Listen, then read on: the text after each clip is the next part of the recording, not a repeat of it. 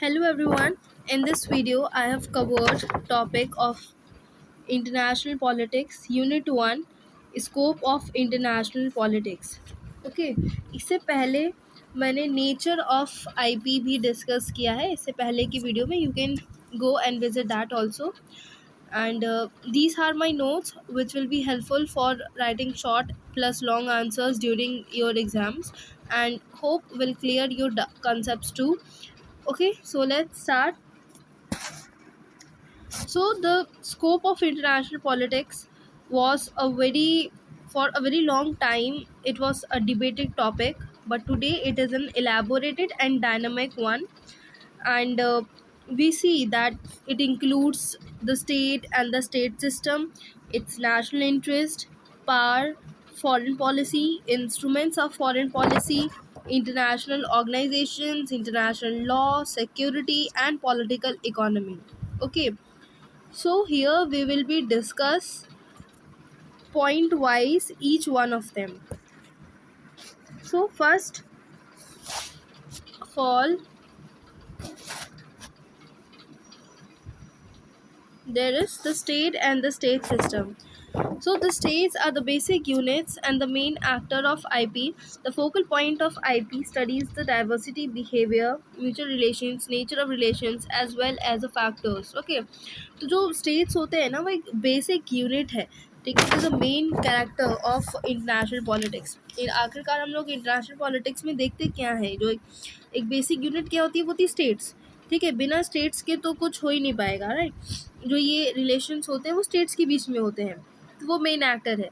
ये वो focal point है जो स्टडी करता है the diversity, behaviour, mutual relations को, नेचर ऑफ रिलेशंस को, as well as the factors affecting the relations of the state.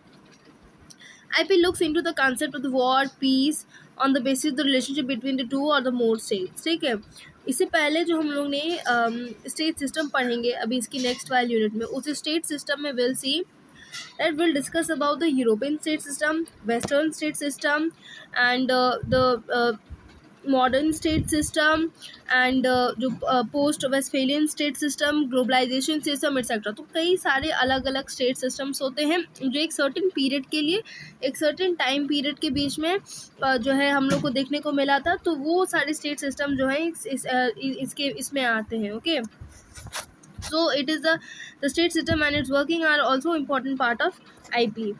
Secondly, we see there are some national interests. So national interest इससे पहले उन्होंने पढ़ा था, जब हम लोग nature of international politics discuss किया था, उसमें हमने देखा था कि जो नेशनल इंटरेस्ट होता है वो मेन अल्टीमेट एम होता है इंटरनेशनल पॉलिटिक्स का.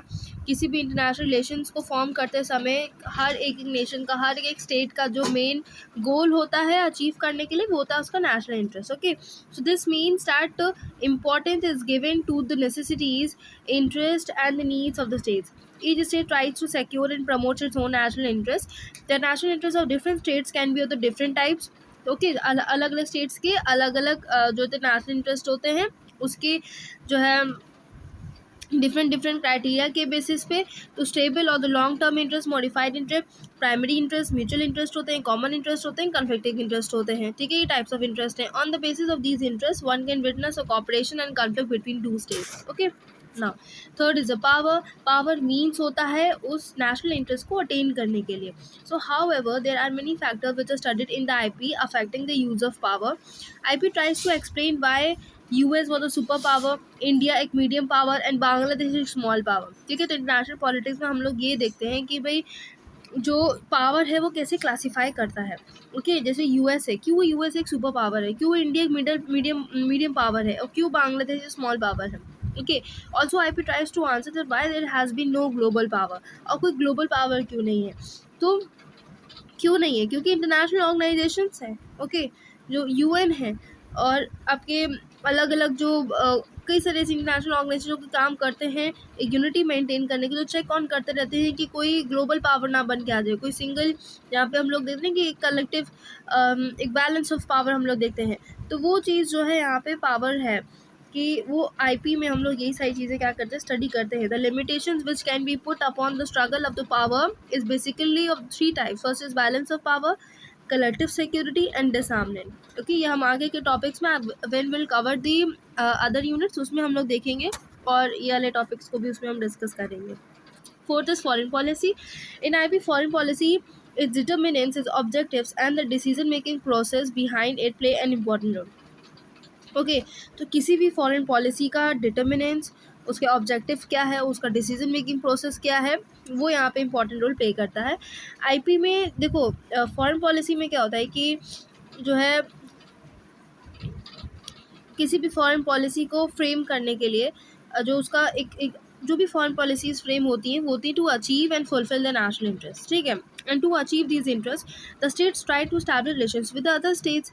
सो ट्रू फॉरेन पॉलिसी, जो true foreign policy, sorry foreign नहीं होगा, फॉरेन पॉलिसी होगा, the states try and mould the behaviour of other states to benefit from them. Okay, तो वो क्या करते हैं, वो अच्छे रिलेशंस बनाते हैं दूसरे स्टेट्स के साथ, और कहीं ना कहीं अपनी फॉरेन पॉलिसी उस तरह से फ्रेम करते हैं, मोल्ड करते हैं कि वो जो है दूसरे स्टेट के बिहेवियर के साथ एक जो है मोल्ड कर सके, उसको जो है अच्छे से रह सके, अच्छे से फॉरेन पॉलिसीज बना सके, अगर रिलेशंस बिल्डअप करने के लिए।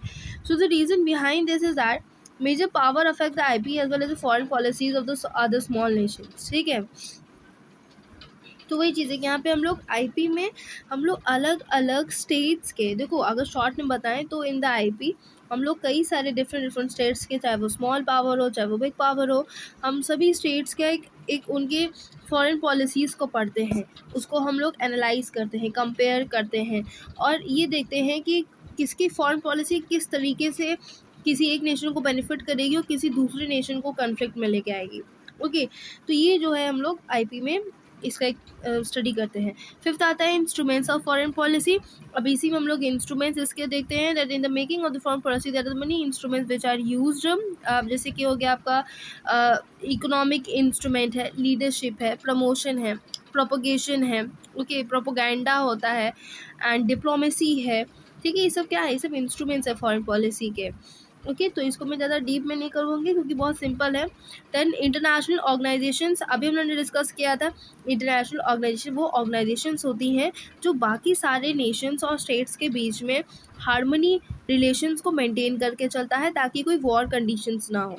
ओके, इसके कई सारे अलग अलग ऑर्गेनाइजेशंस होती हैं जिनका अलग अलग फंक्शंस होता है, जैसे कि तुम्हारा WHO हो गया, ठीक है, IMF हो गया, UN हो गया। सो इसके जो मेन एक्टर्स होते हैं are the states, but okay, yeah, in IP the main actors are the states, but they are a part of that system which is anarchic and decentralized. In such a system, in the struggle of the power, anarchy is often seen, and therefore a need is felt to control, limit and organize relations between the different states. Okay, so वही चीज़ है जो मैंने अभी बताया कि there is a need to field कि हम कंट्रोल करें, लिमिट करें और ऑर्गेनाइज करें रिलेशंस को डिफरेंट स्टेट्स के बीच में। International organization provide the base for this, और यहाँ पे 3 टाइप्स के होते हैं मेनली। यूनिवर्सल होता है, रीजनल होता है एंड एक्शन बेस्ड होता है। ओके, तो ये इंटरनेशनल ऑर्गेनाइजेशन हमारा इसमें कवर हो गया। 7th है हमारा international law. Bye international law mean कि ऐसे सर्टेन, नाम से पता चला कि इंटरनेशनल लॉज हैं, तो वो लॉज हैं, वो रूल्स एंड रेगुलेशंस हैं जो ऑल ओवर द वर्ल्ड जो है इम्प्लीमेंट होते हैं, एग्जीक्यूट होते हैं, और सारे नेशन जो है वो बाउंड हैं, they are binded by these rules कि उनको इनको ओबे करना ही है। Okay, there are no coercive and binding rules about the sovereign states, but to regularize their behavior, there are certain rules relating to war and peace, political, social, economic relations of the state. ठीक, कुछ ऐसे laws हैं, rules हैं, मतलब कुछ ऐसा नहीं कि उनको पनिशमेंट मिलेगी अगर उन्होंने उसको जो है नहीं ओबे किया तो, बट एक जनरल है कि उनको जो है ओबे करना ही पड़ेगा एक अच्छे रिलेशंस को मेंटेन करने के लिए, ताकि वर्ल्ड पीस मेंटेन हो सके। Okay, then 8 point is international security.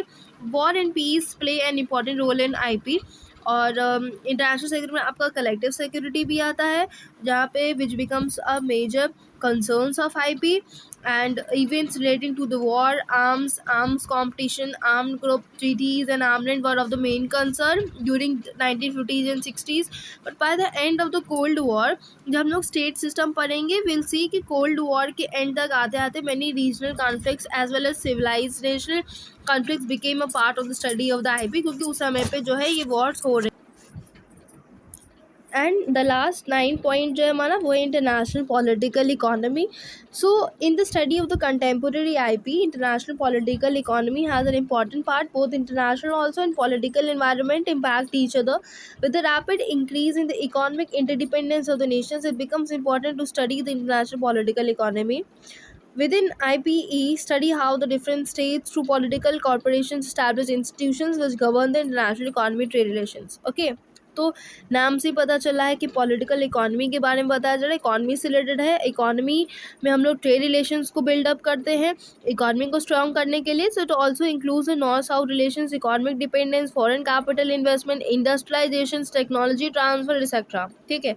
तो ये basically economy and trade relations buildup करने के लिए होता है.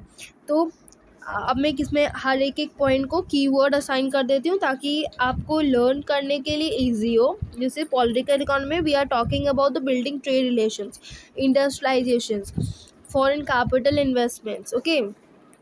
सो दिस इज़ अबाउट कि इकोनॉमी एंड ट्रेड से रिलेटेड है. International security is all about security. It is all about collective security and in which you know arms से related है कि आप कैसे पीस एंड वॉर को कंट्रोल कर रहे हो. एंड जो है where like major concern is relating to the arms control and office security maintain करना. Then international law is somewhere कि जहाँ पे रूल्स एंड रेगुलेशंस को जो है वो स्टेट्स के ऊपर लागू किया जा रहा है कि वो they are like not strictly binding नहीं है इन रूल्स के ज़रिए, but they have to follow them. कुछ ऐसे रूल्स एंड रेगुलेशन सभी स्टेट्स को फॉलो करने पड़ते हैं, तो वो लॉ यानी rules and regulations. International organizations में आप वो ऑर्गेनाइजेशंस को याद रख सकते हो कि जो जैसे यहाँ पे कि वो कंट्रोल, लिमिट एंड ऑर्गेनाइज करेंगे. ठीक है. तो ये 3 चीज़ें कि उनका मेन फंक्शन क्या है इंटरनेशनल ऑर्गेनाइजेशंस का कि वो कंट्रोल करें, लिमिट करें, ऑर्गेनाइज करें डिफरेंट स्टेट्स को. ओके.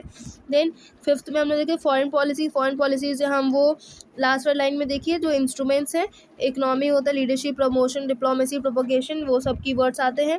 फॉरेन पॉलिसी में हम लोग देखते हैं वी डिस्कस अबाउट कि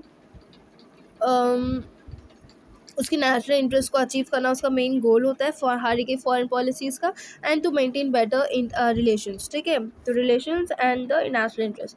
पावर भी हम लोग it is a means to achieve those national interest. And जो 3 स्ट्रगल है balance of power, collective security, disarmament, वो चीज़ हो गया है यहाँ पे.